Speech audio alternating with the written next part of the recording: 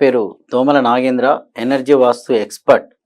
ఈ వీడియోలో ఆగ్నేయ దోషం ఏర్పడితే ఎలాంటి చెడు ఫలితాలు వస్తాయి, ముఖ్యంగా మనం ఒక ఇంటిని పరిశీలించినప్పుడు 4 పిల్లర్స్ చాలా ముఖ్యమైనవండి.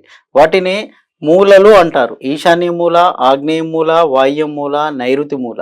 సో ఇప్పుడు నేను ఆగ్నేయ మూల గురించి చెప్తున్నాను. అది లోపిస్తే ఎలాంటి చెడు ఫలితాలు వస్తాయో మనం ఈ వీడియోలో గమనించవచ్చు.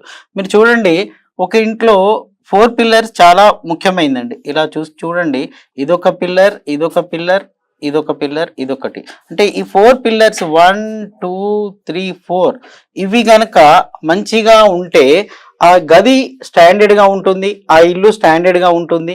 సో ఎక్కడ ఇంబ్యాలెన్స్ కాదు.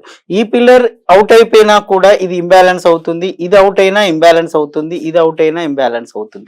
సో 4 మూలలు 4 దిక్కులు చూసుకోవాలి. కానీ దాంట్లో ముఖ్యంగా 4ని మనము ఫింగర్ టిప్స్ మీద 1 2 3 4 ఫింగర్ టిప్స్ మీద మీరు గమనించవచ్చు.